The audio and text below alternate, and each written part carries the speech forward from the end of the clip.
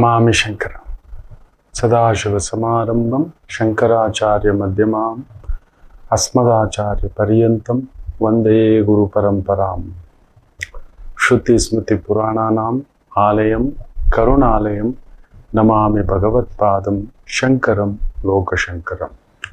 ನಾಡಿನ ಸಮಸ್ತ ವೀಕ್ಷಕ ಬಂಧುಗಳ ಪಾದಾರವಿಂದಗಳಿಗೆ ನನ್ನ ಶಿರಸಾಷ್ಟಾಂಗ ನಮಸ್ಕಾರಗಳು. ಎಲ್ಲರಿಗೂ ಶುಭೋದಯ. ಮಾತೃದೇವೋ ಭವ. ಬನ್ನಿ ಇವತ್ತಿನ ಪಂಚಾಂಗ ಫಲ ನೋಡೋಣ. 22ನೇ ತಾರೀಕು ಜುಲೈ 2026 ಬುಧವಾರ, ಶ್ರೀ ಪರಾಭವನಾಮ ಸಂವತ್ಸರೆ, ದಕ್ಷಿಣಾಯನೆ, ಗ್ರೀಷ್ಮ ಋತು, ಆಷಾಢ ಮಾಸೆ, ಶುಕ್ಲ ಪಕ್ಷದ ಅಷ್ಟಮಿ ತಿಥಿ, ಸ್ವಾತಿ ನಕ್ಷತ್ರ, ಸಾಧ್ಯ ಯೋಗ, ಭವಕರಣ. ಇವತ್ತಿನ ಪಂಚಾಂಗ ಫಲ. ಅಷ್ಟಮಿ ಸೂರ್ಯೋದಯ ಕಾಲಕ್ಕೆ ಆರಂಭ ಆಗಿರ್ತಕ್ಕಂಥದ್ದು. ಅಷ್ಟಮಿ ಇದೆ. ಅಷ್ಟಮಿ 7:20 ಇರುತ್ತೆ. ನಂತರ ನವಮಿಗೆ ಜಾರುತ್ತೆ. ಸೂರ್ಯೋದಯ ಕಾಲಕ್ಕೆ ಏನು ತಿಥಿ, ವಾರ, ನಕ್ಷತ್ರ, ಯೋಗಗಳಿರ್ತವೋ ಅದನ್ನು ನಾವು ಅಪ್ಲೈ ಮಾಡ್ಕೊಳ್ತಕ್ಕಂಥದ್ದು. ಅಷ್ಟಮಿ, ಸ್ವಾತಿ, ಬುಧವಾರ ಸ್ಟಾಕ್ ಮಾರ್ಕೆಟಲ್ಲಿ ಹುಷಾರು ಮಕ್ಕಳೇ. ಬುಧ ಬೇರೆ ವಕ್ರ, ಆತ್ಮಕಾರಕ ಬೇರೆ ಚಂದ್ರನ ಮನೆಯಲ್ಲಿ ಕುಳಿತು ಬಿಟ್ಟಿದ್ದಾನೆ. ಬುಧನ ಪಕ್ಕದಲ್ಲಿ ಕುಜ, ಬುಧನ ಮುಂದುಗಡೆ ಗುರು ಅಸ್ತಂಗತ, ಅವನ ಮುಂದುಗಡೆ ಶುಕ್ರ ಅಸ್ತ. ಇದು ನಡೀತಿರೋದ್ರಿಂದ ದಿಢೀರ್ ದುಡ್ಡು, ದಿಢೀರ್ ಲಾಭ, ಸ್ಟಾಕ್ ಮಾರ್ಕೆಟು, ಶೇರ್ ಮಾರ್ಕೆಟು, ಬಿಟ್ ಕಾಯಿನು. ನೋಡಿ, ಆಲ್ರೆಡಿ ಮೊನ್ನೆ ಉತ್ತರ ಕರ್ನಾಟಕದಲ್ಲಿ ಎಲ್ಲ ಹೋಗಿ ಗಲಾಟೆ ಮಾಡಿದರೆ. ಯಾವುದೋ ಒಂದು ಸಂಸ್ಥೆ, ಬರೀ ಉತ್ತರ ಕರ್ನಾಟಕದಲ್ಲಿ ಈ ಥರ ಬೇಗ ನಡೆಯುತ್ತೆ. ಪಾಪ ಮುಗ್ಧರು, ತುಂಬಾ ಪ್ರೀತಿ ಪಾತ್ರರು, ದೈವಾಂಶ ಸಂಭೂತರು, ಮುಕ್ಕೋಟಿ ದೇವತೆಗಳೆಲ್ಲಾದ್ರೂ ಇದೆ ಅಂದ್ರೆ ಅಲ್ಲೇ ಇದೆ. ನಿಜ ಹೇಳ್ತಾನೆ. ಪಂಡರಾಪುರಕ್ಕೆ ಹೋಗೋದು ಬೇಕಲ್ಲ, ನಮ್ಮ ಉತ್ತರ ಕರ್ನಾಟಕಕ್ಕೆ ಹೋಗ್ಬಿಟ್ರೆ ಸಾಕು. ಬಸವಣ್ಣನವ್ರನ್ನ ನೋಡ್ಬೇಕು ಅಂದ್ರೆ ಉತ್ತರ ಕರ್ನಾಟಕಕ್ಕೆ ಹೋಗ್ಬಿಟ್ರೆ ಸಾಕು. ಅಂತ ಒಂದು ಮುಗ್ಧತೆಯ ಒಂದು ಕಂದಮ್ಮಗಳು. ಯಾವುದೋ ಸಂಸ್ಥೆ 50 ಪೈಸೆ ಇಂಟ್ರೆಸ್ಟ್ಗೆ ನಿಮಗೆ ಬಡ್ಡಿ ಕೊಡಿಸ್ತೇನೆ ಅಂತೆಲ್ಲ ಹೇಳ್ಬಿಟ್ಟು, ಅದಕ್ಕೆ ಒಂದು ಪ್ರಾಸೆಸಿಂಗ್ ಫೀ, ಇನ್ನೊಂದು ಫೀ ಅಂತ ಹೇಳ್ಬಿಟ್ಟು ಏನೇನೋ ಇಷ್ಟು ಕಟ್ಟಿದ್ರೆ ಎಷ್ಟು ಕೊಡಿಸ್ತೀನಿ, ಅದು ಇದು ನೀವು ಮೊದಲೇ 3 EMI 5 EMI ಕಟ್ಟಬೇಕು ಅಂತೆಲ್ಲ ಹೇಳಿ ಟೋಪಿ ಹಾಕಿ ಲಕ್ಷಾಂತರ ಕೋಟ್ಯಾಂತರ ರೂಪಾಯಿ ಲೂಟಿ ಹೊಡೆದಿದ್ದಾರೆ. ಬುಧ ವಕ್ರ, ಕುಜರಾಹು ಸಂಧಿ, ಏನೋ ಒಂದು ಮುಗ್ಧತೆಯನ್ನು ಕೂಡ ದುರುಪಯೋಗ ಪಡಿಸಿಕೊಳ್ಳತಕ್ಕಂಥ ಭಾವವಾಗಿರುತ್ತದೆ. ಎಚ್ಚರಿಕೆ ಮಕ್ಕಳೇ. ಸ್ವಾತಿ ನೋಡಿ, ಭಗವಂತ ನಮ್ಮ ಹುಟ್ಟಿನಿಂದಲೇ ನಮಗೆ 7 ರಕ್ಷಕರನ್ನ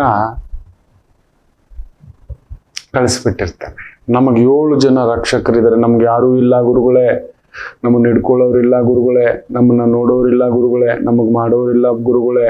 ಈ ಥರದ್ ನಾವು ತುಂಬಾ ಜನ ಕೊರಗೋದನ್ನ ನಾನು ನೋಡಿದ್ದೇನೆ. ಖಂಡಿತ ಸಾಧ್ಯವಿಲ್ಲ. ಪ್ರತಿಯೊಬ್ಬ ಮನುಷ್ಯನಿಗೂ ಈ 7 ಜನರನ್ನ ಭಗವಂತ ಜೊತೆಯಲ್ಲಿಟ್ಟೇ ಕಳಿಸಿರುತ್ತಾನೆ. ನಾವು ಭೂಮಿಗೆ ಬಂದರೆ ಈ 7 ಜನ ಇದ್ದಾರೆ. ನಂಬ್ತೀರಾ?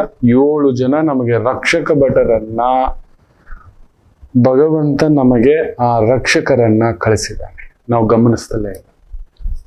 ಆ 7 ಜನ ರಕ್ಷಕರು ಯಾರು ಗೊತ್ತಾ? ತಿಳ್ಕೊಂಡಿದ್ದೀರಾ?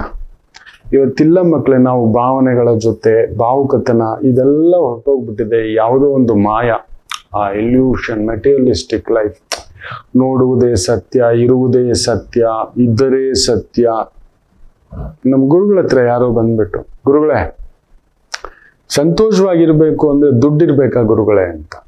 ದುಡ್ಡಿನಿಂದ ಸಂತೋಷ ಬರುತ್ತಾ ಅಂತ. ಖಂಡಿತ ಇಲ್ಲ ಕಣೋ ಅಂತ ಹೇಳಿದ್ರು. ದುಡ್ಡಿಂದ ಸಂತೋಷ ಬರಲ್ಲ. ಆದ್ರೆ ಆ ದುಡ್ಡು ನನ್ನ ಹತ್ರ ಇದೆ ಅಂತ ಇನ್ನೊಬ್ರು ತೋರಿಸ್ಲಿಕ್ಕೆ ದುಡ್ಡು ಬೇಕಾಗುತ್ತೇನೋ. ಸಂತೋಷವಾಗಿರಲು ದುಡ್ಡು ಬೇಕಿಲ್ಲ. ನಿಜವೇ? ಯೋಚನೆ ಮಾಡಿ ನೋಡಿ. ತುಂಬಾ ಜನ ಆ ಭ್ರಮೆಯಲ್ಲಿ ಮನೆ ಆಯ್ತು ಬರ್ತಡೇ, ಅವರು ರಾಹುಕೇತುಗಳ ತರ ನಮ್ಮ ಛಾಯಾಗ್ರಹಗಳು. ಅವರಿಗೆ ತಮ್ಮದೇ ಆದಂಥ ಸ್ವಂತಿಕೆ ಇಲ್ಲ. ಅದಕ್ಕೆ ರಾಹುಕೇತುಗಳಿಗೆ ಯಾರ ಮನೇಲಿ ಇರ್ತಾರೋ, ಯಾರ ಜೊತೆಲಿ ಇರ್ತಾರೋ, ಯಾರ ಸಾರದಲ್ಲಿರ್ತಾರೋ, ಯಾರ ಭಾವದಲ್ಲಿರ್ತಾರೋ ಆ ರೀತಿಗೆ ತಕ್ಕಂತೆ ಅವ್ರು ಆಡ್ತಾರೆ. ಆ ರೀತಿಗೆ ತಕ್ಕಂತೆ ಅವ್ರು ಆಡೋದು. ಕಾರಕ ಭಾವನಾಸ್ತಿ ಅಂದ್ರೆ ಇವರು ವೃದ್ಧಿ, ಭಾವನಾಸ್ತಿ ಅಲ್ಲ, ಭಾವ ವೃದ್ಧಿ. ಆ ಭಾವಕ್ಕೆ ವೃದ್ಧಿ. ಈಗ ಅಷ್ಟಮದಲ್ಲಿ ರಾಹು ಇದ್ದಾನೆ ಅಂತ ಇಟ್ಕೊಳ್ಳಿ, ಆಯುಷ್ಯ, ಅದು ಆಯುಷ್ಯ ವೃದ್ಧಿ. 6ನೇ ಮನೆಯಲ್ಲಿ ಋಣ ವೃಣ ಶತ್ರು ಸ್ತಂಭನ, ಅಲ್ಲೇನಾದ್ರು ರಾಹು ಕೇತುಗಳಿದ್ರೆ ಧ್ವಂಸವೇ. ಅದರಲ್ಲೂ ಜಾತಕದಲ್ಲಿ ಒಂದು ಮಾತಿದೆ, 6ನೇ ಮನೆಯಲ್ಲಿ ರಾಹು ಇದ್ರೆ ಅವನನ್ನು ಸೋಲಿಸೋದು ತುಂಬಾ ಕಷ್ಟ ಅನ್ನತಕ್ಕಂಥದ್ದು. ನಮ್ಮ ಇಂದಿರಮ್ಮ ಜಾತಕದಲ್ಲಿ 6ನೇ ಮನೆಯಲ್ಲಿ ರಾಹು ಇತ್ತು. ನಂಬ್ತೀರಾ? ಇಂದಿರಮ್ಮ ಜಾತಕ, ಇಂದಿರಾ ಗಾಂಧಿ ಕಟಕ ಲಗ್ನ, 6ನೇ ಮನೆಯಲ್ಲೇ ರಾಹು, ಕೋದಂಡ ರಾಹು. ನನ್ನ ರಾಮಚಂದ್ರ ಪ್ರಭು 6ನೇ ಮನೆಯಲ್ಲಿ ರಾಹು, ಕೋದಂಡ ರಾಹು, 6ನೇ ಮನೆ ಲಗ್ನಕ್ಕೆ, ನೆನ್ಪಿಟ್ಕೊಳ್ಳಿ. ಸೊ ಎಲ್ಲಿರ್ತಾರೋ ಶತ್ರುಸ್ಥಾನ ಅಂತ ಹೇಳ್ತೇವೆ. ಸೊ ಶತ್ರು ಸ್ತಂಭನ ಒಡೆದಾಕೋದೆ. 12ನೇ ಮನೆ ಅಲ್ಲ, ಅದು ಓಡಾಟ, ಸುತ್ತಾಟ, ವ್ಯಯ. ರಾಹು ಇತ್ತು ಅಂದ್ರೆ ಇನ್ನಷ್ಟು ಸುತ್ಸೋದೆ.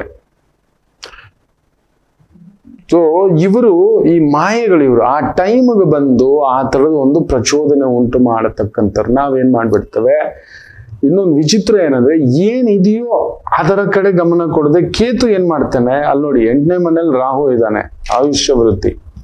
ಆದ್ರೆ ಕುಟುಂಬ ಸ್ಥಾನದಲ್ಲಿ, ಮಾರಕ ಸ್ಥಾನದಲ್ಲಿ 2ನೇ ಮನೇಲಿ ಕೇತು ಇರ್ತಾನೆ. ಅಲ್ಲಿ ಏನೋ ಒಂದು ತಿವಿತಾ ಇರ್ತಾನೆ. ಡಸ್ಟ್ ಅಲರ್ಜಿಯೋ, ಥ್ರೋಟ್ ಇನ್ಫೆಕ್ಷನ್, ವಾಟರ್ ಇನ್ಫೆಕ್ಷನ್. ಭಗವಂತ ನಾನು ಹೋಗಲ್ಲ, ರಾಹು ಬಿಡಲ್ಲ.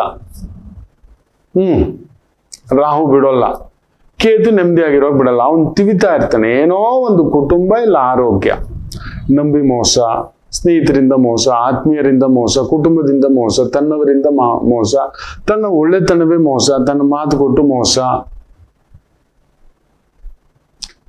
ರಾಹು 3ನೇ ಮನೆಯಲ್ಲಿ ಪರಾಕ್ರಮ, ತಂದೆಗೆ ಬಲ ಇರಲ್ಲ. ಅಲ್ಲಿ ಕೇತು ಭಾಗ್ಯದಲ್ಲಿ ಕಟ್ಟಾಕ್ಬಿಟ್ಟಿದೆ. ಏನ್ ಪರಾಕ್ರಮ ಇದೆ, ಏನ್ ಪ್ರಯೋಜನ?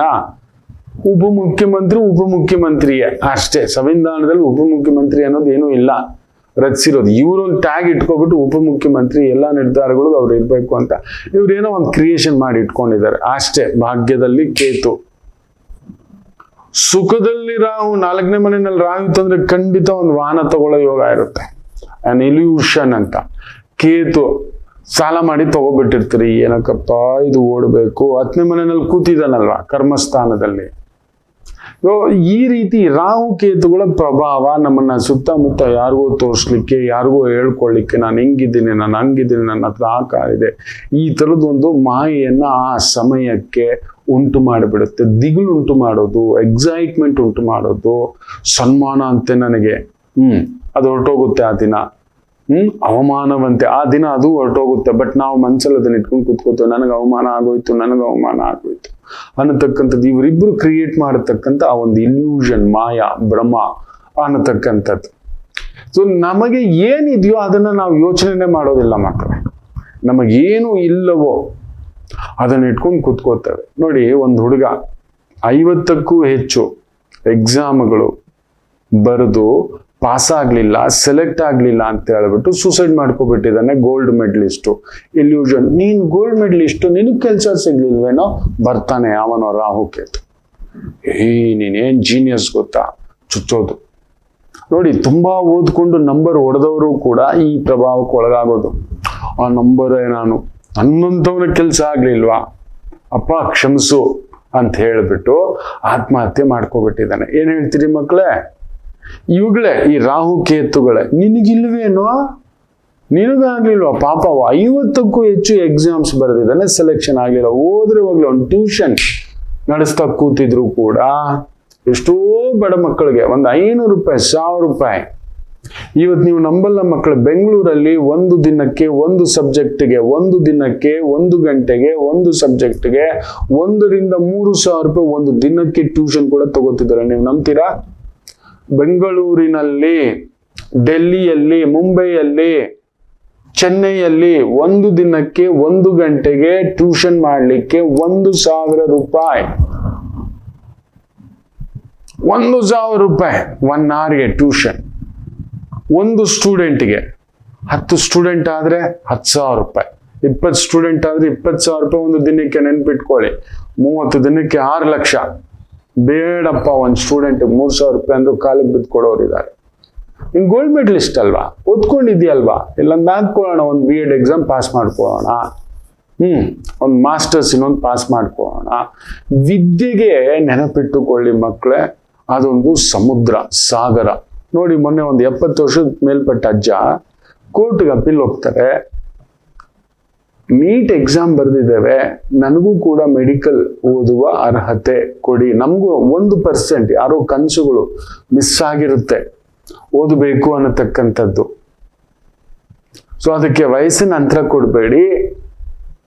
ಸೊ ನಾನು ನೀಟ್ ಎಕ್ಸಾಮ್ ಪಾಸ್ ಆಗಿದ್ದೇನೆ, ಸೊ ನನಗೆ ಮೆಡಿಕಲ್ ಸೀಟ್ ಇಂತ ಒಂದು 60 ಆಗಿದೆ, 50 ಆಗಿದೆ, 70 ಆಗಿದೆ, ನಮಗೂ 1% ರಿಸರ್ವೇಶನ್ ಕೊಡಿ ಅಂತ ಕೇಳಿದ್ರೆ ಅದು ಸತ್ಯವೇ, ಒಳ್ಳೇದೆ.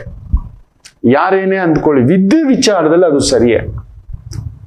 ಸೊ ಅವ್ರಿಗೊಂದು ಬರೀ ನಾರ್ಮಲ್ MBBS ಓದಿಸ್ಕೊಂಡು ಹೋಗೋ ತರ ಪರ್ಮಿಷನ್ ಕೊಡ್ಲಿ. Bachelor of medicine, bachelor of surgery, MBBS ಅಂದ್ರೆ ಸ್ಪೆಷಲೈಸ್ಡ್ ಕೊಡೋದು ಬೇಡ. ಯಾಕಂದ್ರೆ 70 ಆದ್ರೆ ಸರ್ಜರಿಗೆ ಅದು ತುಂಬಾ ಒಂದು ಕ್ಲಿಷ್ಟತೆ, ಸಂಕೀರ್ಣತೆ ಇರತಕ್ಕಂಥದ್ದು, ಬಾಡಿ ಶೇಕಿಂಗ್ ಆಗ್ಬಿಡುತ್ತೆ. ಬಟ್ ಅವರೆಲ್ಲ ಅರ್ಹತೆ ಇದೆ, ಆ ನಾಲೆಜ್ ಇದೆ, ಈಸ್ ಕೇಪಬಲ್ ಅನ್ನತಕ್ಕಂಥವ್ರಿಗೆ ಅವ್ರು ಕೇಳಿರೋದ್ರಲ್ಲಿ ತಪ್ಪೇನಿಲ್ಲ. ಅಂದ್ರೆ ವಿದ್ಯೆ ಅನ್ನೋದು ಒಂದು ಮಹಾಸಮುದ್ರ, ಓದ್ತಲೇ ಇರ್ಬೋದು, ತಿಳ್ಕೋಬಹುದು, ಅಂಥದ್ದನ್ನ ಕಲಿಸ್ಬೋದು. ಆತ್ಮಹತ್ಯೆ, ರಾಹು ಕೇತು ನೋಡಿ ನಿಮ್ ಸುತ್ತಮುತ್ತ ಈ ಭ್ರಮೆಗೆ ತಳ್ಳುತ್ತೆ. ನಿನಗೇನೋ ಬಂತು, ಅವನಿಗೇನೋ, ಏನೋಪ್ಪ ಅವ್ರ ಮಗ. ನೀವು ನಂಬಲ್ಲ ಮಕ್ಕಳೇ, ನಮ್ಮ ಮನೆಯ ಮಕ್ಕಳಿಗೆ ನಮ್ಮ ಗುರುಗಳು ಹೇಳ್ಕೊಟ್ಟಿರೋದೇ ಅದು. ಇದನ್ನೇ ಹೇಳ್ಕೊಡು. ಎಲ್ಲಾ ತರದವರು ಸಿಗ್ತಾರೆ. ಡಿಗ್ರಿ, ಗ್ರಾಜುಯೇಷನು, ಮಾಸ್ಟರ್ಸು,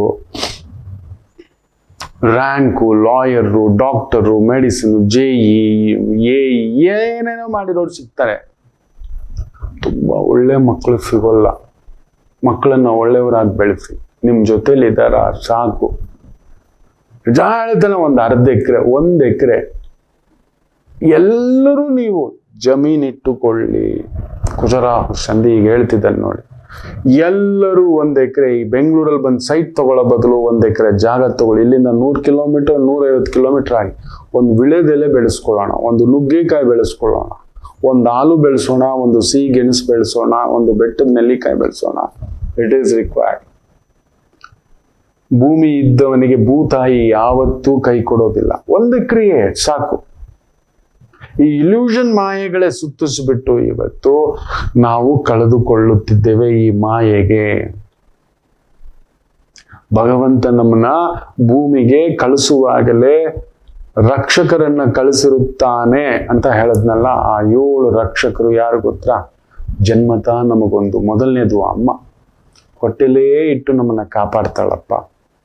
ಹೊಡಿತಿಲ್ಲ, ಹೊಟ್ಟೆಗೆ ಹಾಕೊಂಡು ಬಗ ಬಗ ಅಂತ ಗಾಂಧಾರಿ ಹಾಕೊಳ್ಳಿಲ್ಲ.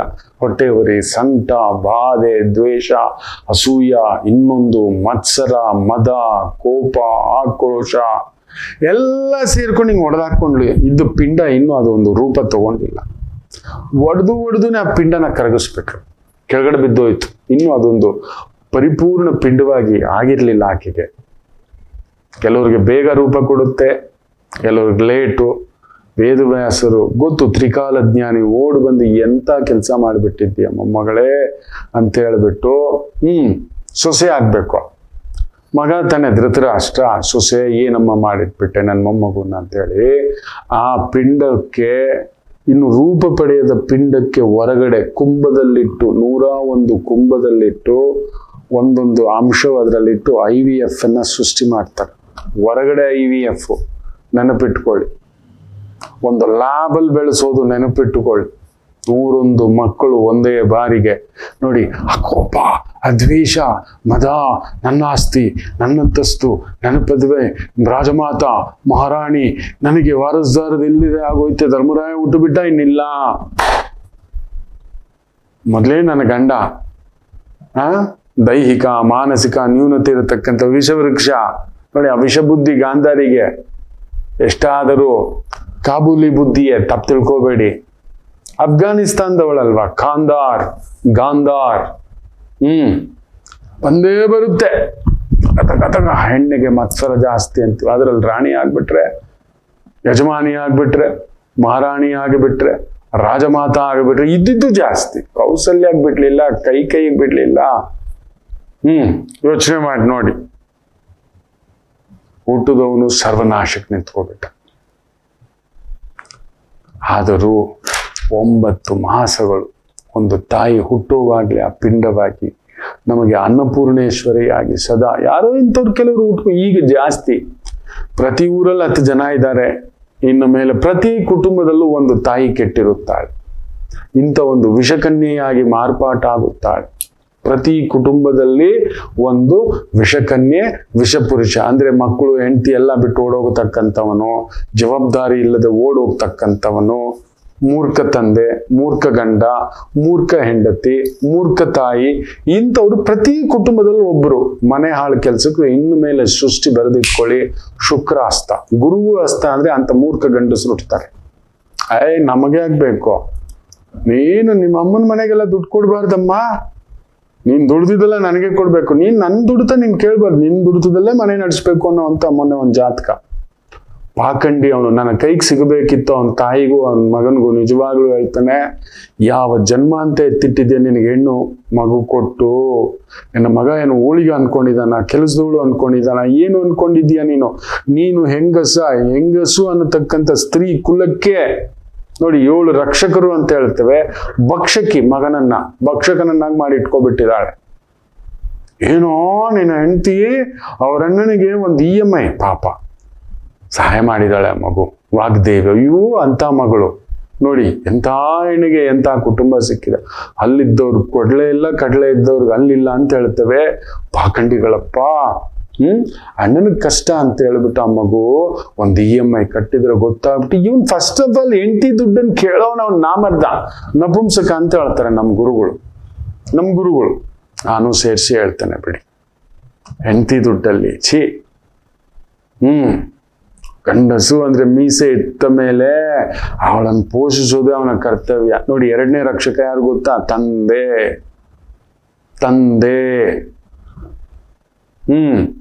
ದೇವ್ರು ಕಳ್ಸೋದು ನೋಡಿ. ನಾನು ನೋಡಿದ್ದೇನೆ, ತುಂಬಾ ಪುಣ್ಯಾತ್ಮ ತಂದೆಯನ್ನ ನೋಡಿದ್ದೇನಪ್ಪ. ತಮ್ಮ ಬೆವರು ಸುರಿಸಿ ಒಳ್ಳೆ ಬಟ್ಟೆ ಹಾಕದೆ. ಅದಕ್ಕೆ ನೋಡಿ, ತುಂಬಾ ಅದ್ಭುತವಾಗಿ ಒಂದು ಮಾತು ನಮ್ಮ ಗುರುಗಳು ಹೇಳ್ತಿರ್ತಾರೆ. ನಿಮ್ಗೆ ಗೊತ್ತಿಲ್ಲ ಕಣೋ, ಈ ಪ್ರಪಂಚದಲ್ಲಿ ಅತ್ಯಂತ ಒಳ್ಳೆಯ ನೌಕರ ಅಂದ್ರೆ ಮನೆಯ ಯಜಮಾನನೇ ಕಣೋ, ಆ ಮನೆಯ ಗಂಡನೇ ಕಣೋ. ಇದೇನ್ ಗುರುಗಳೇ ಒಳ್ಳೆ ನೌಕರ? ಆ ಭ್ರಮೆಯಲ್ಲಿ ಇಟ್ಬಿಟ್ಟಿರ್ತಾಳೆ ಹೆಂಡತಿ ಆದವಳು, ನಿಮ್ಮಿಂದಲೇ ಮನೆ ನಡೆಯೋದು, ನೀವಿಲ್ಲದೆ ಏನೂ ಇಲ್ಲ ಅನ್ನೋ ಒಂದು ಭ್ರಮೆ ಪದರ ಹಿಂಗ್ ಕಟ್ಬಿಟ್ಟಿರ್ತಾಳೆ. ಅವನು ಒಳ್ಳೆ ಗಾಣದಿರ್ತಾರ, ಓಡು. ಗಂಡಸರಿಗೆ ಹಬ್ಬ ಅಂದ್ರೆ ಏನಿರುತ್ತೆ? ಯಾರಾದ್ರೂ ಸಿಕ್ಕಾಬಟ್ಟೆ ಒಡವೆ ಹಾಕಿದ್ರೆ ನಾವು ನಗ್ತೀವಿ. ಒಂದ್ ಜೊತೆ ಬಟ್ಟೆ ಅಷ್ಟೇ. ಒಬ್ಬೊಬ್ಬ ಅಂದ್ರೆ ಒಂದು ಉಂಗುರ, ಇಲ್ಲ ಅಂದ್ರೆ ಒಂದು ಸಣ್ಣ ಬ್ರೇಸ್ಲೆಟ್, ಇಲ್ಲ ಅಂದ್ರೆ ಒಂದು ಚೈನ್. ಅದಕ್ಕೆ ನೀರ್ ಹಾಕಿದಾರೆ ಅಂದ್ರೆ ಇವನು ಹೆಂಗ್ ತೋರ್ಸ್ಕೊತಾನೆ ಅಂತೀವಿ ಅಷ್ಟೇ. Simple man. ಸ್ತ್ರೀಯರಿಗಾದ್ರೆ ಯೋಚನೆ ಮಾಡಿ ನೋಡಿ, ಆಕೆನ್ ಪೋಷಿಸ್ಬೇಕು, ಮಕ್ಕಳನ್ನ ಪೋಷಿಸ್ಬೇಕು, ತನ್ನ ಎತ್ತವನ್ ಪೋಷಿಸ್ಬೇಕು, ತನ್ನ ಒಡ ಊಟದವನ್ ಪೋಷಿಸ್ಬೇಕು. ಅಯ್ಯೋ ಬಾಸ್ ಹತ್ರ ಅನ್ನಿಸ್ಕೋಬೇಕು, ಬರ್ತಾ ಟ್ರಾಫಿಕ್ ನಲ್ಲಿ ಯಾವನ ಟಚ್ ಮಾಡಿದ್ರೆ ಅವನ್ ಹೇಗಿದ್ರೆ ಅವನ ಹತ್ರ ಅನ್ನಿಸ್ಕೋಬೇಕು, ಬಡ್ಡಿಗಳಿಗೆ ಅನ್ನಿಸ್ಕೋಬೇಕು, ಬಾಡಿಗೆಗೆ ಅನ್ನಿಸ್ಕೋಬೇಕು, ಲೋನ್ಸ್ಗೆ ಅನ್ನಿಸ್ಕೋಬೇಕು. ಒಂದ್ EMI ಒಂದಿನ ಮಿಸ್ ಆಯ್ತು ಅಂದ್ರೆ 100 ಫೋನ್ ಇಡೋ ಅಂತ ಒಂದು ಪಾಖಂಡಿ ಬ್ಯಾಂಕುಗಳು, ಜೀವ ತಿನ್ನೋ ಬ್ಯಾಂಕುಗಳು. ಕ್ರೆಡಿಟ್ ಕಾರ್ಡ್, ಡೆಬಿಟ್ ಕಾರ್ಡ್, ಗಾಡಿ EMI, ಕಾರ್ EMI, ಮನೆ EMI. ಅವನ ಕತೆ ಏನ್ರಿ ಅದು?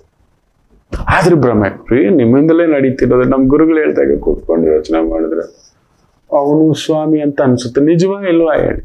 7 ರಕ್ಷಕರು, 2ನೇವನು ತಂದೆ. ನೋಡಿ, ಒಳ್ಳೆ ತಂದೆ ಸಿಕ್ಕಿಬಿಟ್ರೆ ಅದು ಒಳ್ಳೆ 2ನೇ ರಕ್ಷಕ. ಈ ಸ್ಟ್ಯಾಂಡ್ಸ್, ಧೈರ್ಯಕ್ಕೆ ಅಪ್ಪನಿರಬೇಕು, ಸೋತಾಗ ಅಪ್ಪನಿರಬೇಕು, ಹಸಿವೆಯಾದಾಗ ಅಮ್ಮನಿರಬೇಕು ಅಂತ ಹೇಳ್ತೇವೆ. ಅಮ್ಮ ಕೊಡೋ ಆ ಕೈ ರುಚಿ, ಅದೊಂದು ಬೇರೆಯೇ. ಇನ್ನು 3ನೇದು ಅತಿ ವಿಶೇಷವಾಗಿ ಗುರು, ನಮಗೊಂದು ಜ್ಞಾನ ಗುರು ಅಂತ ಕೊಟ್ಟಿರ್ತಾನೆ ಭಗವಂತ. ಇಲ್ವಾ ಹೇಳಿ?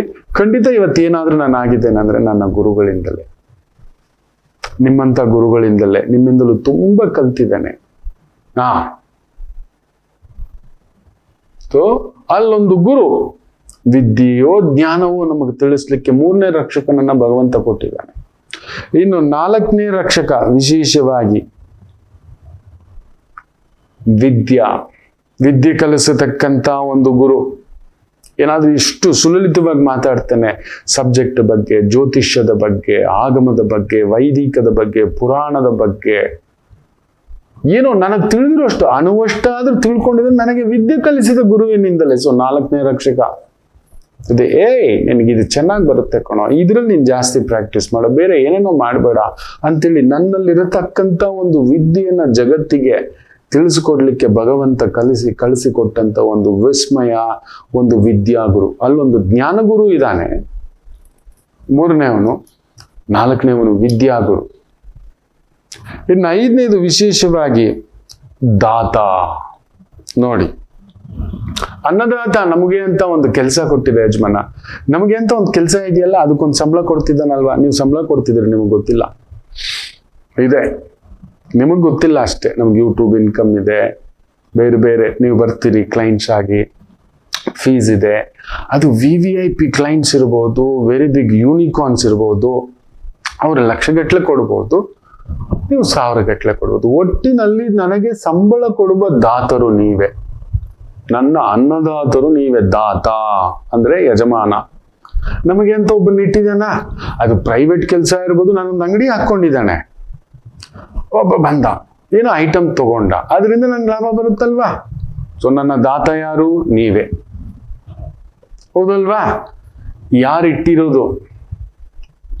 ಭಗವಂತ ನಮ್ಮನ್ನ ಭೂಮಿಗೆ ಕಳಿಸುವಾಗಲೇ 7 ರಕ್ಷಕರನ್ನ ಕೊಟ್ಟಿದ್ದಾನೆ. ಈಗ ದೇವಸ್ಥಾನದಲ್ಲಿ ನಾನು ಪೂಜಾರಿ ಬಂದ್ರು, ಅಲ್ಲೊಂದು ಸೇವೆ ಮಾಡಿದಾಗ ಖುಷಿಯಾಗಿ ಅವರೊಂದು ಸಂಭಾವನೆ ಕೊಟ್ಟರು. ಗುರುಗಳೇ ಅರ್ಚನೆ ಚೆನ್ನಾಗಿ ಮಾಡಿದ್ರಿ, ಗುರುಗಳೇ ನಮ್ಮ ಹೆಸರಿನಲ್ಲಿ ಅಷ್ಟೋತ್ತರ ಚೆನ್ನಾಗಿ ಮಾಡಿದ್ರಿ, ಗುರುಗಳೇ ಕುಂಕುಮ ಅರ್ಚನೆ ಮಾಡಿದ್ರಿ, ನಮ್ಮ ಪರವಾಗಿ ಒಂದು ವಸಂತೋತ್ಸವ ಮಾಡಿದ್ರಿ, ಕಲ್ಯಾಣೋತ್ಸವ ಮಾಡಿದ್ರಿ, ಅಲ್ಲೊಂದು ಹೋಮ ಮಾಡಿದ್ರಿ, ಹವನ ಮಾಡಿದ್ರಿ, ಪರಿಹಾರ ಮಾಡಿದ್ರಿ ಅಂತ ನಮ್ಗೊಂದು ಸಂಭಾವನೆ ಕೊಡ್ತಾರೆ. ನಮಗೆ ದಾತ ಯಾರು? ನೀವೇ.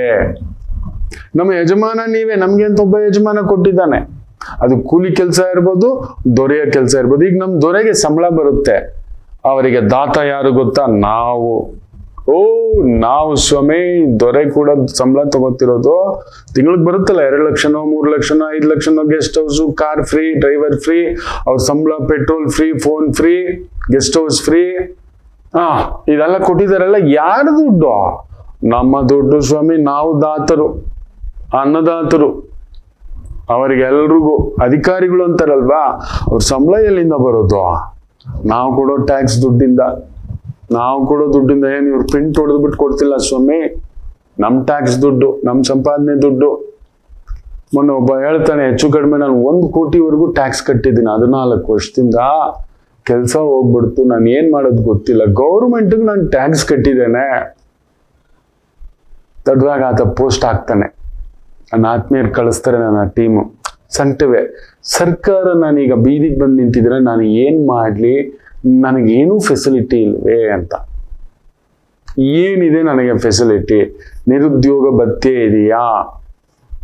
ನನ್ನ ಮಕ್ಕಳಿಗೆ ಒಳ್ಳೆ ಶಾಲೆ, ಕಾಲೇಜು ಅಂತ ಇದು ಮಾಡ್ತಿದ್ದೆ, ಈಗ ಆ ಫೀಸ್ಗಳಿಗೆ ಹೆಂಗೆ ಹೊಂದಿಸ್ಲಿ, ನನ್ನ ಸಾಲ ಹೇಗೆ ತೀರಿಸ್ಲಿ, ಒಂದು EMI ಮಿಸ್ ಆಯ್ತು ಅಂದ್ರೆ ಹೇಗೆ? ನೀವು ಏನಾದ್ರೂ ಇರ್ಲಿ ಟ್ಯಾಕ್ಸ್ ತಗೊಂಡ್ರಲ್ಲ, ನನ್ನ ಗತಿ ಏನು ಅಂತ ಕೇಳ್ತಾನೆ. ಅವ್ನು ಕೇಳಿದ್ರೆ ಸರಿಯೇ, ಬಟ್ ಅವನು ಅದನ್ನ ಮುಂದಕ್ಕೆ ಆಲೋಚನೆ ಮಾಡಿ, ಯಾವ ಗೌರ್ಮೆಂಟು ಕೂಡ ನೀನನ್ನ ಕೆಲಸ ಬಿಟ್ಟು ಬಂದಿದ ತಕ್ಷಣ ಸಾಕ್ತೀನಿ, ಒಂದು ಸ್ಟೇಜ್ವರೆಗೂ, ತಂದೆ ತಾಯಿ ಕೂಡ ಅಷ್ಟೇ ಮಕ್ಕಳೇ, ಒಂದು ಸ್ಟೇಜ್ವರೆಗೂ ಸಾಕ್ತಾರೆ. ಅದಾದ್ಮೇಲೆ ನಮ್ಮನ್ನು ನಾವು ಸಾಕೋಬೇಕು. ಗೌರ್ಮೆಂಟ್ ಎಲ್ಲಾ ಕಡೆಯೂ ಅದಿದೆ, ನಾವು ಭದ್ರತೆ ಮಾಡ್ಕೊಳ್ಳದೆ. ಗೌರ್ಮೆಂಟ್ ಸ್ಕೂಲ್ ಇದೆ ಸೇರಿಸಿ ಮಕ್ಕಳನ್ನ, ಗೌರ್ಮೆಂಟ್ ಕಾಲೇಜ್ ಇದೆ ಸೇರಿಸಿ, ಗೌರ್ಮೆಂಟ್ ಹಾಸ್ಪಿಟಲ್ ಫೆಸಿಲಿಟಿ ಇದೆ ಸೇರಿಸಿ, ಪಬ್ಲಿಕ್ ಟ್ರಾನ್ಸ್ಪೋರ್ಟ್ ಆದಷ್ಟು ಬಳಸಿ, ಆ ರೀತಿ ಮಾಡ್ಕೋಬಹುದು. ತುಂಬಾ ಇದೆ. ದಾತ ಇನ್ನೊಬ್ಬರನ್ನ ಕೊಟ್ಟಿದ್ದಾನೆ ನಮ್ಮನ್ನ ಕಾಪಾಡ್ಲಿಕ್ಕೆ. ಯಾರು ಗೊತ್ತಾ? ರಾಜ. ನಮ್ಮ ದೊರೆಯನ್ನ, ನಮಗೆ ರಕ್ಷಕ, ನಮ್ಮನ್ನ ಕಾಪಾಡ್ಲಿಕ್ಕೆ ಒಬ್ರಿದ್ದಾರ? ಯಾರಾದ್ರೂ ನಮ್ಮನ್ನ ಏನಾದ್ರೂ ಮಾಡಿದ್ರೆ ಏನಂತೆ ಅದು, ಹೆಂಗಂತೆ ಅದು? ಅಲ್ಲೊಬ್ಬ ರಾಜ ಅಂದ್ರೆ ದೊರೆ ಇರ್ಬೋದು, ಅಧಿಕಾರಿ ಇರ್ಬೋದು, ಒಬ್ಬ ಪೊಲೀಸ್ ಅಧಿಕಾರಿ ಇರ್ಬೋದು, ಒಬ್ಬ ಕಾನೂನು ಅಧಿಕಾರಿ ಇರ್ಬೋದು, ಒಬ್ಬ ಜಡ್ಜ್ ಅಧಿಕಾರಿ ಇರ್ಬೋದು. ನಮ್ಮನ್ನ ಕಾಪಾಡೋರು ಅವರೇ ಅಲ್ವಾ ಸ್ವಾಮಿ? ಯಾರೋ ನಮ್ಮ ಭೂಮಿ ಕಬ್ಜಾ ಮಾಡಿದ್ರೆ ಕಂದಾಯ ಅಧಿಕಾರಿ ಹತ್ರ ಹೋಗ್ತೀವಿ, ಸ್ವಾಮಿ ನೋಡಿ ಸ್ವಾಮಿ ಅಲ್ಲೂ ಆಗ್ಲಿಲ್ಲ ಅಂದ್ರೆ ನ್ಯಾಯ ಹುಡುಕೊಂಡು ನಾವು ಲೇಟ್ ಆಗ್ಬೋದು, ಬಟ್ ನಮಗೆ ಅಂತ ಒಬ್ಬ ರಾಜ ಇದ್ದಾನ. ನೋಡಿ, ಭಗವಂತ ನಮ್ಮನ್ನ ಭೂಮಿಗೆ ಕಳಿಸುವಾಗಲೇ ರಕ್ಷಕರನ್ನಿಟ್ಟು ಕಳಿಸಿದ್ದಾನೆ. ಯಾರೋ ನಮ್ಮನ್ನ ಕೈ ಮೇಲೆ ಎತ್ಬಿಟ್ರೆ ಪೊಲೀಸ್ ಅರೆಸ್ಟ್ ಮಾಡ್ತಾರ ಅವ್ರನ್ನ. ನ್ಯೂಸೆನ್ಸ್ ಮಾಡ್ತೀಯನೋ, ಪಬ್ಲಿಕ್ ಮೇಲೆ ಕೈ ಎತ್ತೀಯನೋ, ಒಬ್ಬ ಸಾಮಾನ್ಯ ಮನುಷ್ಯನ ಕೇಳಲಿಕ್ಕಿಲ್ವೇನೋ ಅಂತ. ಒಬ್ಬ ರಾಜ ಬಡವನಿಗೆ ಒಂದು ಅಮ್ಮ ಕ್ಯಾಂಟೀನೋ, ಇಂದಿರಾ ಕ್ಯಾಂಟೀನೋ ಏನೋ ಒಂದು ಮಾಡಿದಾನೆ. ನನ್ನ ಭಿಕ್ಷುಕ ಸ್ವಾಮಿ, ಭಿಕ್ಷುಕ ನಿರ್ವಸತಿ ಕೇಂದ್ರ ಅಂತ ಇಟ್ಟಿದ್ದಾನೆ ಸ್ವಾಮಿ. ಹೌದ್ರಾ? ನಮ್ಮನ್ನ ಕಾಪಾಡಲಿಕ್ಕೆ ಅಲ್ಲೊಂದು ಗೃಹಲಕ್ಷ್ಮಿ ಹಣ ಅಂತ ಒಂದು ಕೊಡ್ತಿದ್ದಾನೆ, ತಿಂಗಳಿಗೆ 1,000-2,000 ರೂಪಾಯಿ ಫ್ರೀ ಬಸ್ಸು ಅಂತ ಕೊಟ್ಟಿದ್ದಾನೆ. ನಮ್ಮನ್ನು ಕಾಪಾಡಲಿಕ್ಕೆ ಒಬ್ಬ ರಾಜನನ್ನು ಇಟ್ಟಿದ್ದಾನ ಇಲ್ವಾ? ಯಾವುದೋ ರೂಪದಲ್ಲಿ. ಹೌದು ಅಲ್ವಾ? ಎಲ್ರಿಗೂ ಸರಿಯಾಗಿ ಬಳಸ್ಕೊಳ್ಳಿಲ್ವಾ, ತಗೊಳ್ಳಿಲ್ವಾ, ಅದು ಬೇರೆ. ಬಟ್ ನಾವು ಭೂಮಿಗೆ ಬಂದರೆ ಭಗವಂತ ನೋಡಿ, ನಾವು ಏನಿದೆಯೋ ಅದನ್ನ ನಾವು ನೋಡೋದೇ ಇಲ್ಲ, ಏನಿಲ್ಲವೋ ಅದನ್ನ ಹುಡುಕೋದು. ಇನ್ನು ಕಟ್ಟ ಕಡೆಯದಾಗಿ 7ನೇ ರಕ್ಷಕ ಯಾರು ಗೊತ್ತಾ? ಖುದ್ದು ಭಗವಂತನಿದ್ದಾನೆ. ಇವ್ರು ಯಾರು ಇಲ್ಲ ಅಂದ್ರೂ ಹೇಗಾದ್ರೂ ನಮ್ಮ ಜೀವನ ನಾವು ಸುಮ್ಮನೆ ಬೇಜಾರು ಮಾಡ್ಕೊಳ್ಳೋದು, ಫ್ರಸ್ಟ್ರೇಷನ್ ಆಗೋದು. ಇದಿರ್ಲಿಲ್ಲ, ಅದಿರ್ಲಿಲ್ಲ, ಹಿಂಗಿರ್ಲಿಲ್ಲ, ಹಂಗಿರ್ಲಿಲ್ಲ. ತುಂಬಾ ಜನ ಒಳ್ಳೆ ಗಂಡ ಸಿಕ್ಕಿರ್ತಾನೆ, ಮಕ್ಕಳಿಲ್ಲ, ಖುಷಿಯಾಗಿ ಆನಂದವಾಗಿರ್ಬೇಕು. ಅರೆ ಗಂಡನೇ ಮೊದಲನೇ ಮಗು, ಬಿಕ್ಕಿ ಬಿಕ್ಕಿ ಹೇಳೋದು, ಗುರುಗಳೇ ನನಗೆ ಹೆಂಡತಿ, ನನಗೆ ಮಗು ಕೊಟ್ಟಿಲ್ಲ ಗುರುಗಳೇ. ತಾಯಿ ಅಂತ ಹೆಂಡತಿ ಕೊಟ್ಟಿದ್ದಾನಲ್ಲ. ಬಂಗಾರದಂತ ಮಕ್ಕಳಿದ್ದಾರೆ, ಗಂಡನ ಒಂದು ಅನುರಾಗವಿಲ್ಲ. ಸರಿ, ಅದಕ್ಕೆ ತಲೆ ಕೆಡ್ಸ್ಕೊಂಡು ಸನ್ಯಾಸಿ ಆಗ್ಬಿಡೋದಾ? ಯೋಚನೆ ಮಾಡಿ ನೋಡಿ. ಆಗಿದ್ದಾರೆ, ನನ್ನ ಮೊನ್ನೆ ನೋಡ್ತಾನೆ, ಒಳ್ಳೆ ಗಂಡ, ಪಾಪ ಎಲ್ಲೋ ಆಕೆಗೆ ಆಸೆ ಇತ್ತು, ಒಳ್ಳೆ ವಿದ್ಯಾವಂತೆ, ಜ್ಞಾನವಂತೆ, ಬುದ್ಧಿವಂತೆ, ಒಳ್ಳೆ ಕೆಲಸ ಬಂದಿದೆ. ಮನೆಯಲ್ಲಿ ಏನ್ ಮಾಡಿದರೆ, ಕೆಲಸ ಪಕ್ಕಕ್ಕಿಡು, ಮದುವೆ ಮಾಡು ಅಂತ ಜಾತಕ ಇದ್ದಿದ್ದ ಆಕೆ. ದೇವರು ನೋಡಿ ಕೆಲಸ ಕೊಡ್ಲಿಲ್ಲ, ಬಂಗಾರದಂತ ಮಕ್ಕಳು, ಒಳ್ಳೆ ಯಜಮಾನ, ಕಣ್ಣಲ್ಲಿ ನೀರು ಹಾಕೋತಾನೆ. ನನ್ನ ಪತ್ನಿಗೆ ಎಲ್ಲೋ ಒಂಥರ ವಿರಸ ಬಂದ್ಬಿಟ್ಟಿದೆ ಗುರುಗಳೇ, ಮನಸ್ಸಿಗೆ ಸರಸ ಅಲ್ಲ, ವಿರಸ, ವೈರಾಗ್ಯ. ಎಲ್ಲೋ ನೊಂದು ಕೂತ್ ಬಿಟ್ಟಿದ್ದಾಳೆ ಗುರುಗಳೇ, ಒಂಟಿ ಆಗ್ಬಿಟ್ಟಿದ್ದಾಳೆ ಗುರುಗಳೇ, ತಪ್ಪು ಮಾಡ್ಬಿಟ್ನೇನೋ, ಆಗ್ಲೇ ಒಂದು ಪುಟ್ಟು ಕೆಲ್ಸಕ್ಕೆ ಹಾಕ್ಬೇಕಿತ್ತು, ಕಳಿಸ್ಬೇಕಿತ್ತು. ಶೀಸ್ ಬಿಕಮ್ ಟೋಟಲಿ, ಮಾತೇ ಇಲ್ಲ, ಅನುರಾಗವಿಲ್ಲ, ಆ ನಗುವೇ ಇಲ್ಲ. ಇಲ್ಲ ಒಳಗಡೆ ನನಗಿಷ್ಟೇ ಅಂತೇಳಿ ಆಕೆ ದೈವದ ಕಡೆ ಪೂರ್ತಿ ಜಾರಿಬಿಟ್ಟಿದ್ದಾಳೆ. ಜಪ ತಪ್ಪ ತನ್ನ ಮೇಲೆ 8 ಅವರ್ 10 ಅವರ್ ತಿನ್ನದೆ ಶಿವ ಶಿವ, ರಾಮ ರಾಮ, ಇನ್ನೊಂದು. She is gone into some transition. ಬಿಕ್ಕಿ ಅಳ್ತಾನೆ. ನೋಡಿ, ಭಗವಂತ ಇಷ್ಟೊಳ್ಳೇದು ಕೊಟ್ಟಿದ್ದಾನೆ. ಹೌದು, ಕೆಲಸ ಕೊಟ್ಟಿಲ್ಲ, ಹೋಗ್ಲಿಕ್ಕಾಗ್ಲಿಲ್ಲ, ಅಲ್ಲಿಲ್ಲೋ ಅಂತ ಒಂದು ಆಲೋಚನೆ ಕೊಡ್ಲಿಲ್ಲ. ಸರಿ, ಆದ್ರೆ ಇಷ್ಟು ಪ್ರೀತಿಸೋ ಗಂಡ ಮಕ್ಕಳಿದಾರಲ್ವಾ, ಇದನ್ನ ನೋಡ್ಬೇಕಲ್ವಾ? ಇಲ್ಲ, ರಾಹುಕೇತುಗಳು ಹಿಂದ್ಗಡೆ ಹೋಗುದು. ನಾವು ಯಾವುದಿಲ್ಲವೋ ಅದನ್ನು ಹಿಡಿದುಕೊಳ್ಳಲು ಹೋಗುತ್ತೇವೆ, ಯಾವುದಿದೆಯೋ ಅದನ್ನು ನೋಡುವುದಿಲ್ಲ. ಅದಾಗ್ತಿದೆ. ಭಗವಂತ ಜನ್ಮತ ಇಲ್ಲ ಅಂತ ಹೇಳ್ಬಿಡಿ ಮಕ್ಕಳೇ. ಎಷ್ಟು ಜನ ನನಗೆ ಕಮೆಂಟ್ಸ್ ಬಾಕ್ಸಲ್ಲಿ ಹಾಕ್ತೀರಿ, ನಿಮಗೆ ಈ 7 ರಕ್ಷಕರು ಆ ಭಗವಂತನಿದ್ದಾನೆ, ನಾನು ಇವತ್ತೇನಾದ್ರೂ ಇದ್ದೇನೆ ಅಂದ್ರೆ ನಾನು ಭಗವಂತನಿಂದಲೇ ಇದ್ದೇನೆ. ಆ ಭಗವಂತ ನೀವೇ. ನೀವು ಕೊಟ್ಟಿರೋಷ್ಟು ಪ್ರೀತಿ. ಭಗವಂತನ ನಾನು ನೇರವಾಗಿ ನೋಡಿಲ್ಲ ಮಕ್ಕಳ, ನಿಮ್ಮ ಮೂಲಕ ನೋಡಿದ್ದೇನೆ. ನಾನು ಏನು ಪಡೆದಿದ್ದೇನೆ ಅದು ನನಗೆ ಮಾತ್ರ ಗೊತ್ತು. ಆ ಗೌರವ, ಹೆಸರು, ಪ್ರೀತಿ ಏನೆಲ್ಲ ಸಿಕ್ಕಿಲ್ಲ ನಿಮ್ಮ ಪಾದಕ್ಕೆ. ಸದಾ ನಿಮ್ಮನ್ನ ಲೋಕ ಸಮಸ್ತ. ಅದಕ್ಕೆ ನೋಡಿ, ಅಂಬಾಭವಾನಿ ದೇವಸ್ಥಾನ ವಾರಣಾಸಿ, ಇಲ್ಲೇ ಕಲ್ಕೆರೆ, ಬೆಂಗಳೂರಿನ ಕಲ್ಕೆರೆ ರಾಮಮೂರ್ತಿ ನಗರ ಹತ್ರ ಬರ್ತಕ್ಕಂಥ ಅಂಬಾದೇವಿ ದುರ್ಗಾ ದೇವಸ್ಥಾನದಲ್ಲಿ ವಿಶೇಷವಾಗಿ ದುರ್ಗಾ ಹೋಮ ಇದೆ. 24ನೇ ತಾರೀಕಿಗಿದೆ. ನಿಮಗೋಸ್ಕರವೇ, ನಿಮ್ಮ ಆ ಒಂದು ಪಾದ ಸೇವೆಗೆನೆ ಅಲ್ಲಿ ಬರ್ತಿರೋದು. ನಿಮಗೆ ಸಿಗಲಿ, ನಿಮಗೆ ಆ ಶಕ್ತಿ ಸಿಗಲಿ ಅಂತಲೇ ಬನ್ನಿ, ಪಾಲ್ಗೊಳ್ಳಿ. ಆ ದೈವ ನಿಮಗೆ ಸದಾ ರಕ್ಷೆಯಾಗಿ ಇರಲಿ ಅಂತ ಕೇಳ್ಕೊಳ್ತಾ ಒಂದು ಪುಟ್ಟ ವಿರಾಮ ತಗೊಂಡು ವಾಪಸ್ ಬರೋಣ. ಮಾತೃದೇವೋ ಭವ. ನಮಾಮಿ ಶಂಕರ. ಕಟಕ ರಾಶಿಗೆ ಯಾವಾಗಲೂ ಕುಟುಕ್ತಲೇ ಇರುತ್ತೆ ಜೀವನ. ಒಂದ ಸಂಗಾತಿ ಇಲ್ಲ ಮಕ್ಕಳು. ಹಾಗೆ ಮೀನು ರಾಶಿಯವರಿಗೆ ಒಂದು ತಂದೆ ಇಲ್ಲ ತಾಯಿ, ಇವರಿಂದ ದೂರ ಇರ್ತೀರಿ, ಇಲ್ಲ ಹತ್ರಕ್ಕೆ ಹೋದಷ್ಟು ನೋವು ತಿಂತೀರಿ. ಅನುರಾಧ ನಕ್ಷತ್ರಕ್ಕೆ ಯಾವಾಗಲೂ ಅನುರಾಧ ದೋಷವೇ. ಯಾಕೋ ಜ್ಯೇಷ್ಠ ನಕ್ಷತ್ರದವ್ರಿಗೆ ಮದುವೆ ವಿಚಾರದಲ್ಲಿ ಅಲ್ಲೊಂದು ಯುದ್ಧವೇ. ಏನು ಕನ್ಯಾ ರಾಶಿ ಕೇಳಲೇಬೇಡಿ, ಕಣ್ಣೀರು ತಪ್ಪಿದ್ದಲ್ಲ. ಯಾಕೆ ಇಷ್ಟೆಲ್ಲ ಕನ್ಫ್ಯೂಷನ್ ತಿಳ್ಕೋಬೇಕಾ? ಫೋನಿನ ಮುಖಾಂತರವೇ ನಿಮ್ಮ ಸಮಸ್ಯೆಗಳಿಗೆ ನಾವು ನಿಮ್ಮ ಜೊತೆ ಇದ್ದು ಪರಿಹಾರ ಕೊಡ್ತೇನೆ. ನಾನು ನಿಮ್ಮ ಪ್ರೀತಿಯ ರವಿಶಂಕರ್ ಗುರೂಜಿ. ಈ ಕೆಳಗಿನ ಫೋನ್ ಸಂಖ್ಯೆಗೆ ಕರೆ ಮಾಡಿ ನಿಮ್ಮ ಪ್ರಶ್ನೆಗೊಂದು ಉತ್ತರ ಪಡೆಯಿರಿ. ನಮಾಮಿ ಶಂಕರ.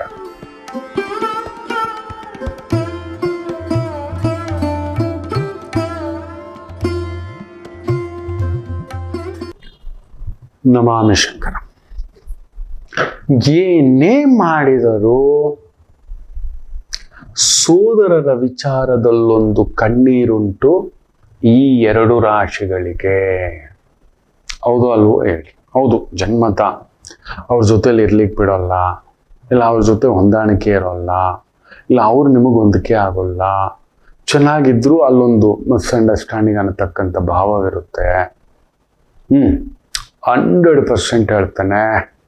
ದೇರ್ ಈಸ್ ಎರಡು ರಾಶಿ ನಾನು ನೋಡಿದ್ದೇನೆ. ಅಲ್ಲೊಂದು ದುರಂತದ ಸಾವುಗಳು ನೋಡ್ಬಿಟ್ಟಿದ್ದಾನೆ ಕುಟುಂಬದಲ್ಲಿ.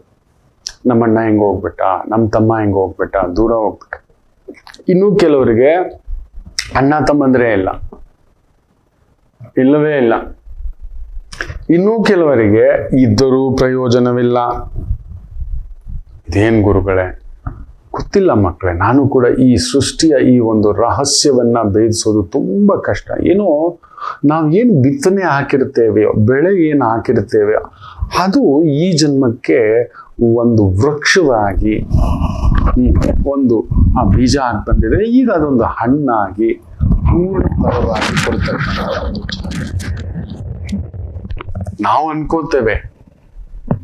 ಯಾಕಿಲ್ಲ ನೋಡಿ, Rahu Ketu again they losses. ಇವು ಮಾಯಾಗ್ರಹಗಳು. ಇವು ನಮ್ಮ ಕಣ್ಣಿಗೆ ಕಾಣಿಸೋದಿಲ್ಲ. ಅಂದ್ರೆ ಒಂದು ಊಟ ತಿನ್ಬೇಕಾದ್ರೆ ರುಚಿ ಇದೆ, ರುಚಿ ಅರುಚಿ ಎರಡೂ ಇದೆ. ಏನೋ ಇದು ಅಂತ ಮುಖ ಎಲ್ಲ ಹಿಂಗೆ ಮಾಡ್ಕೋತೇವೆ, ಎಸ್ಕೆ ಮಾಡ್ಕೋತೇವೆ. ಏನೋ ಕಸರೆ ಕಹಿ ಬೋಗುರು, ಅಯ್ಯೋಯ್ಯೋ ನನಗೆ ತುಪ್ಪ ಆಗಲ್ಲ, ಮೆಲ್ಲಗೆ ನನ್ನ ಹಾಕಿ ನನಗೆ ಗೊತ್ತಿಲ್ಲದೆ ಹೋಳಿಗೆನಲ್ಲೋ ರವೆ ಉಂಡೆಯಲ್ಲೋ ಒಂದಿಷ್ಟಿಷ್ಟು ಬಿಸಿ ಬಿಸಿ ಬಿಸಿ ಬಿಸಿ ಒಂದೊಂದು ದಿನ ಬ್ರೇಕಿಂಗ್ ರೂಲ್ಸು ಏನೋ ಒಂದು ಮಾಡಿಬಿಡುತ್ತೆ. ಮುದ್ದೆನಲ್ಲೋ ಹಿಂಗೆ ಸೇರಿಸ್ಬಿಟ್ಟಿರುತ್ತೆ, ಬಿಸಿ ಬಿಸಿ ಇಟ್ಬಿಟ್ಟಿರುತ್ತೆ. ಅದ್ರ ಮೇಲೆ ಬಿಸಿ ಸಾರು ಹಾಕಿದಾಗ ಇದಕ್ಕನ್ ಬೇಳೆ ಸಾರೋ ಬಸ್ಸಾರೋ ಉಪ್ಸಾರೋ ಜಮಾಯಿಸ್ಬಿಟ್ಟಿರ್ತಾನೆ. ಆದ್ರೂ ಏನೋ ಒಂಥರ ಇತ್ತು ಅಪ್ಪು ಅಂತ.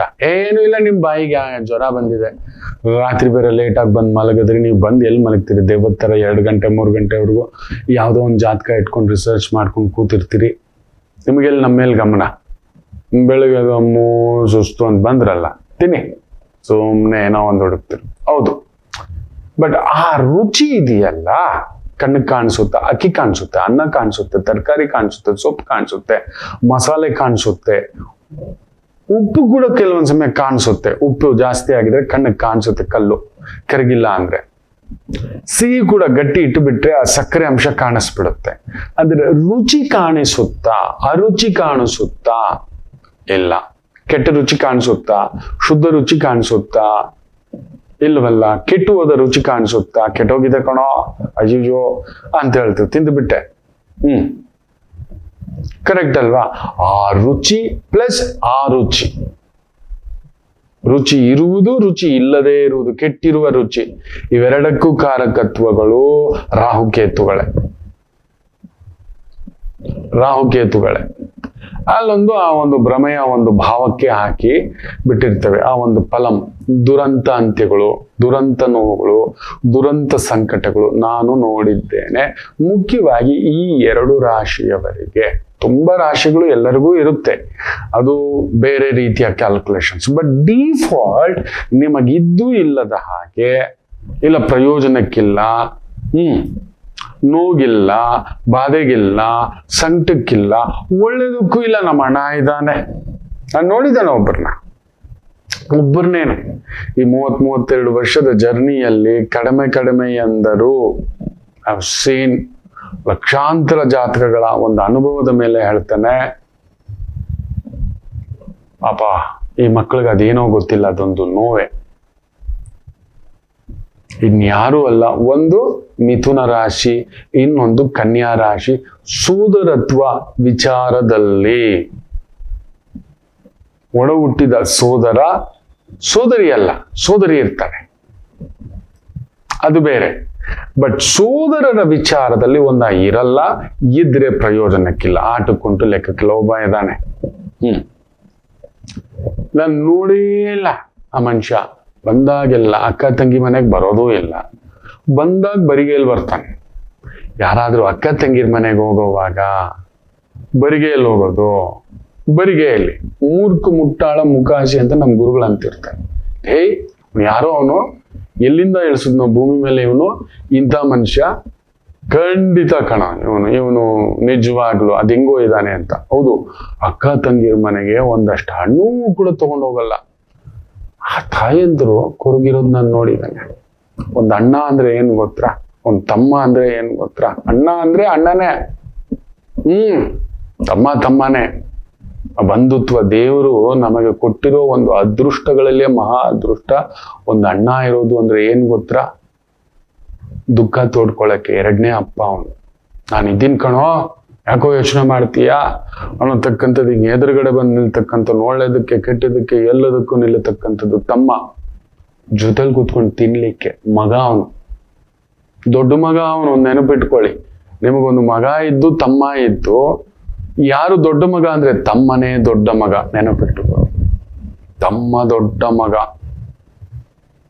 ನನ್ನ ತಮ್ಮ ಇದ್ದಾನೆ, ಅವನನ್ನು ಕೇಳ್ಬೇಕಿರಪ್ಪ, ಇದು ಅವನನ್ನು ಕರಿಯಪ್ಪ, ಅವನಿಗೆ ಮೊದಲು ಪೂಜೆ, ಇದು ಶುಭ ಕಾರ್ಯ, ಶುಭ ಪತ್ರಿಕೆ, ಅವನನ್ನು ನಿಲ್ಸಿ ಮಾಡ್ಬೇಕು.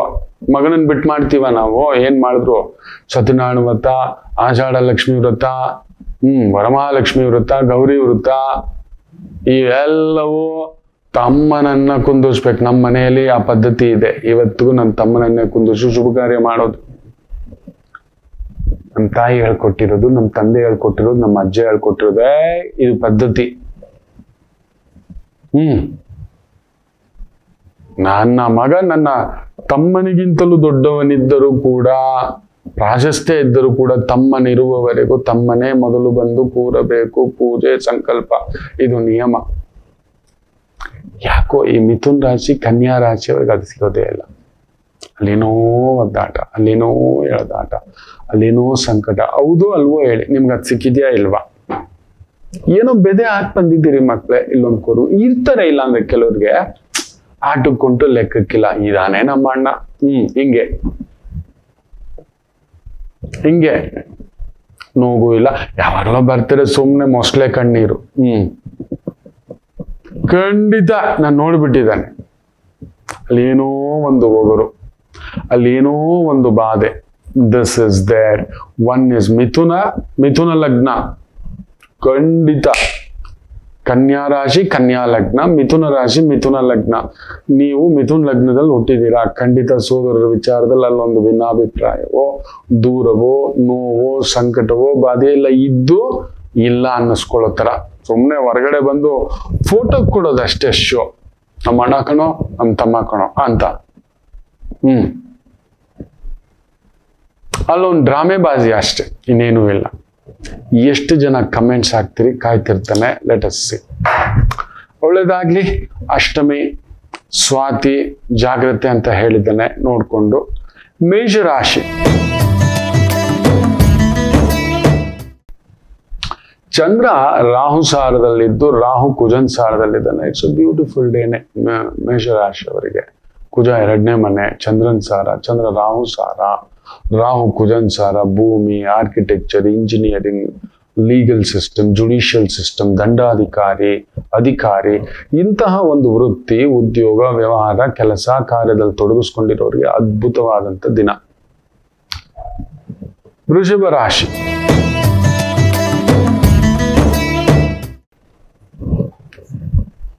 ಆಗ ಒಂದು ಕುಜನ ಭಾವ, ರಾಹು ಕುಜನ ಭಾವದಲ್ಲಿದ್ದಾನೆ. ದಂಡಯಾತ್ರೆ, ಗುಪ್ತಚರ ಇಲಾಖೆ, ಮೈನಿಂಗ್ ಇಲಾಖೆ, ಅರಣ್ಯ ಇಲಾಖೆ, ಬಲ ಇಲಾಖೆ, ಶಕ್ತಿ ಇಲಾಖೆ, ಪವರ್ ಇಲಾಖೆ, ಸೂಪರ್ ದಿನ, ಅದನ್ನ ಕಾಪಾಡ್ಲಿಕ್ಕೆ ಬಳಸಿ. ಮಿಥುನ ರಾಶಿ,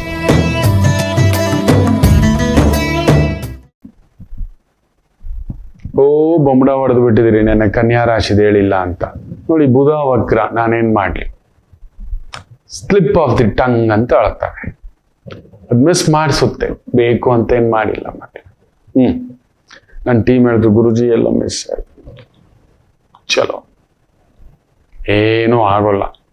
ಮಿಥುನ ರಾಶಿ ನಿಮಗೂ ಅಷ್ಟೇ. ಚಂದ್ರ ರಾಹು ಸಾರ, ವೈದಿಕ, ಧಾರ್ಮಿಕ, ಪೂಜಾ, ಪೌರೋಹಿತ್ಯ, ಆಗಮಿಕ ಅಂತಹ ಒಂದು ವೃತ್ತಿ, ಉದ್ಯೋಗ ತುಂಬಾ ಅನುಕೂಲ ನೋಡ್ತಕ್ಕಂಥದ್ದು. ಏನೋ ಒಂದು ಮಾನಸಿಕ ನೋವು. ಪೂರ್ವ ಪುಣ್ಯ ಸ್ಥಾನದಲ್ಲಿ ಚಂದ್ರ ರಾಹು ಸಾರದಲ್ಲಿರುವುದರಿಂದ ಅದೇನೋ ಕಟ್ಟಾಗ್ತಾಗೆ, ಏನೋ ಇದು, ಯಾಕೋ ಇದು, ಹೇಗೋ ಇದು ಅನ್ನತಕ್ಕಂಥ ಒಂದು ಭಾವಾರ್ಥದಿಂದ ತೊಳಲಾಟವಿರುತ್ತದೆ. ದುರ್ಗಾರಾಧನೆ, ದುರ್ಗಾ ಪೂಜೆ, ಮಾತೃ ಸೇವನೆ, ಸಮಾಧಾನ. ಕರ್ಕಾಟಕ ರಾಶಿ, ಚಂದ್ರ ರಾಹು ಸಾರ, ರಾಹು ಕುಜನ್ ಸಾರ. ಸೊ ಓಡಬೇಕು, ಈಜಬೇಕು, ಇದ್ದು ಜಯಿಸಬೇಕು ಅನ್ನತಕ್ಕಂಥದ್ದು. ಸುಖದಲ್ಲಿ ರಾಹು. ಸೊ ಬೇರೆ ಏನೋ ಗಾಡಿ, ಮನೆ, ಭೂಮಿ, ಇನ್ನೊಂದು. ಕೃಷಿಕರೆಲ್ಲರೂ ದೀರ್ಘಾವಧಿ ಬೆಳೆ ಹಾಕ್ಬೇಡಿ. ತುಂಬಾ ನೀರು ಬಳಸ್ತಕ್ಕಂಥದ್ದು. ಆಲ್ರೆಡಿ ದವಸ, ಧಾನ್ಯ, ತರಕಾರಿ, ಸೊಪ್ಪು ಬೆಲೆಗಳು ಗಂಟೆ ಮೂಗಿಸ್ಲಿಕ್ಕೆ ಶುರು ಆಗ್ಬಿಟ್ಟಿದ್ದಾವೆ. ರೇಟುಗಳು ಯಾರು ಗಮನಿಸ್ತಿಲ್ಲ. So that is there. ಕೃಷಿಕರು ತುಂಬಾ ಹುಷಾರಾಗಿ, ಮಧ್ಯಮಾವಧಿ, ಕಿರು ಮಧ್ಯಮಾವಧಿ, 1-3 ತಿಂಗಳೊಳಗಡೆ ಬೆಳೆಸ್ತಕ್ಕಂಥ ಬೆಳೆಗಳು, ತರಕಾರಿಗಳು, ಸೊಪ್ಪುಗಳು, ಕಾಳುಗಳು, ಇಂಥದ್ ನೋಡಿ ತುಂಬಾ ದೀರ್ಘಾವಧಿ. ಸ್ವಲ್ಪ ಜಾಗ್ರತೆ ಮಕ್ಕಳು, ಮುಖ್ಯವಾಗಿ ಕಟಕ ರಾಶಿಯವರು. ಇವತ್ತು ನೀವು ಅಷ್ಟೇ, ದುಡುಕಬೇಡಿ. ಕುಜ ಚೆನ್ನಾಗಿದ್ದಾನೆ, ಈಜಬೇಕು, ಇದ್ದು ಜಯಿಸಬೇಕು. ಸೊ ಈಜ್ತಿದ್ರೆ ಜಯಿಸ್ತೀರಿ ಇವತ್ತು. ಸಿಂಹ ರಾಶಿ, ಚಂದ್ರ 3ನೇ ಮನೆ, ರಾಹು ಸಾರ, ರಾಹು 7ನೇ ಮನೆ, ದಿಗ್ಬಲಂ. ಕುಜ ಕೇಂದ್ರದಲ್ಲಿ ಮಹಾ ದಿಗ್ಬಲಂ. ಸೂಪರ್. ಮಿಲಿಟರಿ, ಪೊಲೀಸು, ಡಿಫೆನ್ಸು, ಕಲ್ಲು, ಸಿಮೆಂಟು, ಇಟ್ಟಿಗೆ, engineer, lawyer, judge, surgeon, doctor, physiotherapy centre, dialysis centre, diagnostic centre. Fantastic. ಕನ್ಯಾ ರಾಶಿ, ಚಂದ್ರ ರಾಹು ಸಾರ, ಇಲ್ಯೂಷನ್. ಶುಕ್ರನ್ ಮನೆ, ಧನಸ್ಥಾನ. ಏನೋ ದೊಡ್ಡದಾಗಿ ಕಾಣಿಸ್ತದೆ, ಇದು ಹಂಗಂತೆ, ಇದು ಹಿಂಗಂತೆ, ಆಗಂತೆ, ಈಗಂತೆ ಅನ್ನತಕ್ಕಂಥ ಒಂದು ಭಾವಾರ್ಥ. ರಾಹು ಕುಜನ್ ಸಾರ, ಯಾವುದೋ ಒಂದು ಭೂಮಿ, ಮನೆ ಕೊಡೋದು, ತಗೊಳ್ಳೋದು, ಇವುಗಳ ಲೆಕ್ಕಾಚಾರದಲ್ಲಿ ಅಲ್ಲೊಂದು ಸುರುಳಿ ಇರತಕ್ಕಂಥ ಒಂದು ಭಾವವಿದೆ. ದುಡುಕಬೇಡಿ ಅಷ್ಟೇ. As a property advisor, property consultant, vehicle service oriented ವೃತ್ತಿ, ಉದ್ಯೋಗ ಅನುಕೂಲ. ತುಲಾ ರಾಶಿ, ರಾಹು ಕಟ್ಟಿ ಹಾಕುತ್ತೆ. ನಿಮ್ಮನೇಲೇ ಇದನ್ನ ಬಲ, ದೊಡ್ಡದಾಗಿ ಕಾಣಿಸ್ತೀರಿ, ಗಾಂಭೀರ್ಯವಾಗಿ ಕಾಣಿಸ್ತೀರಿ. ಆದ್ರೆ ಒಳಗಡೆ ಏನೋ ಗಾಯ. ಮಕ್ಕಳು, ಮನೆಯೋ, ಕುಟುಂಬವೋ, ಜವಾಬ್ದಾರಿಯೋ, ಮದುವೆಯೋ, ಏನೋ ಒಂದು ತ್ರಿಶಂಕು ಸ್ವರ್ಗದ ತರ ಅನ್ಸುತ್ತೆ. ಅತ್ತನೂ ಇಲ್ಲ, ಇತ್ತನೂ ಇಲ್ಲ, ಭೂಮಿನೂ ಇಲ್ಲ, ಸ್ವರ್ಗನೂ ಇಲ್ಲ, ಸೆಂಟ್ರಲ್ ಸಿಕ್ಕಾಕೋಬಿಟ್ಟಾಗೆ ಇವತ್ತೊಂದು ಭಾವ. ಜಗನ್ಮಾತೆ ಆರಾಧನೆ, ದೊಡ್ಡ ಕಾರ್ಯ, ದೊಡ್ಡ ಕೆಲಸ, ದೊಡ್ಡ ಜವಾಬ್ದಾರಿ, ಅಲ್ಲೊಂದು ಕಿರಿಕಿರಿ, ಕುಟುಂಬದಲ್ಲಿ ಆಸ್ತಿ ಏನಾದ್ರು ತಗಾದೆ, ಒಡ ಹುಟ್ಟಿದವರ ತಗಾದೆ, ಇವುಗಳನ್ನ ನೋಡ್ತಕ್ಕಂಥದ್ದಾಗುತ್ತೆ. ಎಚ್ಚರಿಕೆ. ವೃಶ್ಚಿಕ ರಾಶಿ, ಚಂದ್ರ 12ನೇ ಮನೆ, ರಾಹು ಸಾರ. ಲೋ ಒಂದ್ ಸಣ್ಣ ಗಲಿಬಿಲಿಗಳು, ಓಡಾಟಗಳು, ಸುತ್ತಾಟಗಳು, ವೃತ್ತಿಪರವಾಗಿ, ಕುಟುಂಬ ಪರವಾಗಿ ಅಲ್ಲೊಂದು ಎಳೆದಾಟ ಅನ್ನಿಸ್ತಕ್ಕಂಥದ್ದು ಅನ್ಸುತ್ತೆ. ಬಟ್ ರಾಹು ಕುಜನ್ ಸಾರ, ಕುಜ ನೋಡ್ತಿದ್ದಾನೆ. ಎಲ್ಲ ಈಜ್ತೀರಿ, ಗೆಲ್ಲುತ್ತೀರಿ. ನಥಿಂಗ್. ಯಾವುದೋ ದೈವ ನಡೆಸುತ್ತದೆ, ಯೋಚನೆ ಮಾಡಬೇಡಿ. ಏನು ತೊಂದರೆ ಏನ್ಗಳು ದೊಡ್ಡದಾಗ ಆಗೋಲ್ಲ, ಸ್ವಲ್ಪ ಹೊರೆ ಅಷ್ಟೆ, ಸ್ವಲ್ಪ ಹೊರೆ. ಹೊಸಲ್ಗೊಂದು ದೀಪ ಹಚ್ಚಿ, ಯಾರಿಗಾದ್ರೂ ಇವತ್ತು ಒಂದು ಸಿಹಿ ಅನ್ನ, ಅಕ್ಕಿ ಪಾಯಸ, ಸಿಹಿ ಪೊಂಗಲ್ ಈ ಥರದ್ದು ಮಾಡಿ ಹಂಚತಕ್ಕಂಥದ್ದು ಮಾಡಿ, ತುಂಬ ಒಳ್ಳೆಯದು. ಇನ್ನು ವಿಶೇಷವಾಗಿ ಧನಸ್ಸು ರಾಶಿ, ರಾಹು 11ನೇ ಮನೆ, ರಾಹು 3ನೇ ಮನೆ, ಚಂದ್ರ 11ನೇ ಮನೆ ರಾಹು ಸಾರದಲ್ಲಿ, 3ನೇ ಮನೆಯಲ್ಲೂ ರಾಹು, 6ನೇ ಮನೆಯಲ್ಲಿ ಕುರು. ಜುಜು ಖಂಡಬಲ, ಭೀಮಬಲ, ಬಾಹುಬಲ, ವಾಯುಬಲ ಇದೆಲ್ಲ ಸೇರುತ್ತೆ. ಈ ಅರ್ಜುನನ್ ತರ ತನ್ನ ರಥದ ಮೇಲೆ ಹನುಮ ಪತಾಕ, ಜೊತೆಲಿ ಕೃಷ್ಣ, ಗಾಂಡೀವ, ಅಕ್ಷಯ ತೋರಣ, ಅದರ ಜೊತೆಲಿ ರುದ್ರನೇ ನಿಂತು ಯುದ್ಧ ನಡೆಸ್ತಿದ್ದಾನೆ, ಮಾಯಾ ಯುದ್ಧ. ಅವನೇ ಕತ್ತರಿಸಾಕ್ತಿದ್ದಾನೆ. ಇಷ್ಟಿರ್ಬೇಕಾದ್ರೆ ನಮ್ಮನ್ನು ಸೋಲ್ಸೋರು ಯಾರು? ಒಳ್ಳೇದಕ್ಕೆ ಉಪಯೋಗಿಸಿ ವಿಜಯ ಯಾತ್ರೆ ಇವತ್ತು. ದಂಡಯಾತ್ರೆಯೇ, ಯುದ್ಧ ಬೇರೆ, ದಂಡಯಾತ್ರೆ ಬೇರೆ. ಅಂಥದ್ದೊಂದು ಬ್ಯೂಟಿಫುಲ್ ಡೇ. ರಕ್ಷಿಸಿ, ಕಾಪಾಡಿ, 100 ಜನಕ್ಕೆ ಅನ್ನ ಕೊಡಿ. ಅಂಥದ್ದೊಂದು ಶಕ್ತಿ ಬಂದ್ರೆ ನಾವು ತಿಂತ ಎತ್ತಿಟ್ಕೊಳ್ಳೋದಲ್ಲ. ಮಕರ ರಾಶಿ, ದಶಮದಲ್ಲಿ Rahu. Politics, media, publication, printing, ಪತ್ರಿಕೋದ್ಯಮ, ಇಂಥವುಗಳಲ್ಲಿ ಟ್ರಾವೆಲ್ಸ್, ಟೂರ್ಸ್, ಎಂಟರ್ಟೈನ್ಮೆಂಟ್, ವೃತ್ತಿ, ಉದ್ಯೋಗ, ವ್ಯವಹಾರ, ಲಿಟಲ್ ಪರಿಶ್ರಮ ಅನುಕೂಲವೇ. ವಾಗ್ದೋಷ ಜಾಗ್ರತೆ. ಗರ್ಭಾವಸ್ಥ ಸ್ತ್ರೀಯರು ಜಾಗ್ರತೆ. ಕುಂಭರಾಶಿ, ಭಾಗ್ಯದಲ್ಲಿ ರಾಹು, ನಿಮ್ಮನೇಲೂ ರಾಹು. ಚಂದ್ರ ರಾಹು ಸಾರದಲ್ಲಿರೋದು 6ನೇ ಮನೆಯವನು, ತೊಂದರೆ ಮಾಡೋನು ಭಾಗ್ಯದಲ್ಲಿ ಬಂದು ಕೂತಿದ್ದಾನೆ. ಸೊ ಅಲ್ಲೊಂದು ಪರಿಶ್ರಮ. ಬಟ್ ರಾಹು ಕುಜನ್ ಸಾರದಲ್ಲಿ ಇರೋದನ್ನ ಏನೂ ಆಗಲ್ಲ, ನಡೆಸೋಣ, ಹೋಗೋಣ, ಹಿಡ್ಕೊಳ್ಳಿ ಪಟ್ಟಾಗಿ. ಬೆಳಿಗ್ಗೆ ಎದ್ದ ತಕ್ಷಣ ಏನೇನು ಕೆಲಸ ಮಾಡಬೇಕು, ಹೇಗೆ ಕೆಲಸ ಮಾಡಬೇಕು, ಎಲ್ಲೆಲ್ಲಿ ಹೋಗ್ಬೇಕು ಅಂತ ಒಂದು ಲಿಸ್ಟ್ ಆಫ್ ಡಾಕ್ಯುಮೆಂಟೇಶನ್ ಇಟ್ಕೊಂಡು ಮುಂದಕ್ಕೆ ಹೋಗ್ತಕ್ಕಂಥದ್ದು ಮಾಡಿ ಫ್ಯಾಂಟಾಸ್ಟಿಕ್ ಆಗಿ ಆಗತಕ್ಕಂಥದ್ದು ಆಗುತ್ತದೆ. ಬ್ಯೂಟಿಫುಲ್. ದುರ್ಗಾ ಆರಾಧನೆ, ದುರ್ಗಾ ಪೂಜೆ, ದುರ್ಗಾ ಸೇವೆ, ದುರ್ಗಾ ಮಂತ್ರ, ದುರ್ಗಾ ಜಪ, ಗಣಪತಿ ದರ್ಶನ ವಿಘ್ನಗಳು ದೂರ ಮಾಡುತ್ತೆ. ಗೆಲುವು ನೆಮ್ಮದಿ. ಮೀನರಾಶಿ, ಚಂದ್ರಾಷ್ಟಮ, ರಾಹುಸಾರ. ಚಂದ್ರ ಅಷ್ಟಮದಲ್ಲಿ, ಪೂರ್ವ ಪುಣ್ಯ ಸ್ಥಾನಾಧಿಪತಿ ಅಷ್ಟಮದಲ್ಲಿ ಕುಳಿತಿದ್ದಾನೆ. ಅಷ್ಟಮಾಧಿಪತಿ ಕೂಡ ಶುಕ್ರ ಹಸ್ತ ಆಗಿದ್ದಾನೆ.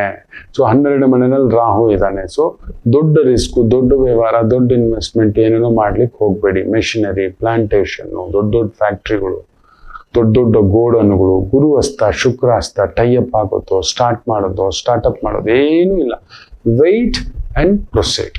ಚೆನ್ನಾಗಾಗ್ತಕ್ಕಂಥದ್ದು ಆಗುತ್ತೆ. ಏನು ಗಾಬರಿ ಪಡಬೇಡಿ. ಚಂದ್ರ ಅಷ್ಟಮ ಇರೋದ್ರಿಂದ ಮನಸ್ಸಿನಲ್ಲಿ ಓಂ ದುಂ ದುರ್ಗೈ ನಮಃ, ಓಂ ದುಂ ದುರ್ಗೈ ನಮಃ, ಓಂ ಗಂ ಗಣಪತಿಯೇ ನಮಃ, ಓಂ ಗಂ ಗಣಪತಿಯೇ ನಮಃ. ರಾಹು ಯಾರಾದ್ರೂ ದೇಹದಲ್ಲಿ ವೈಕ್ಲಬ್ಧ ಇರತಕ್ಕಂಥವ್ರು, ಮಾನಸಿಕವಾಗಿ ವೈಕ್ಲಬ್ಧ ಇರತಕ್ಕಂಥವರು, ಅಂಥವ್ರಿಗೆ ಏನಾದರೂ ನಿರ್ಗತಿಕರು ಊಟ, ಬಟ್ಟೆ ವ್ಯವಸ್ಥೆ ಏನಾದರೂ ಒಂದು ಇವತ್ತು ಕೊಡ್ತಾ ಬರ್ತಕ್ಕಂಥದ್ದು ಮಾಡಿ. ಎಷ್ಟು ಜನಕ್ಕಾಗುತ್ತೋ ಅಷ್ಟು ಮಾಡಿ. ತುಂಬ ಒಳ್ಳೆಯದಾಗ್ತಕ್ಕಂಥದ್ದು ಆಗುತ್ತೆ. ಎಲ್ಲರಿಗೂ ಒಳ್ಳೆಯದಾಗಲಿ. ಮಾತೃದೇವೋ ಭವ.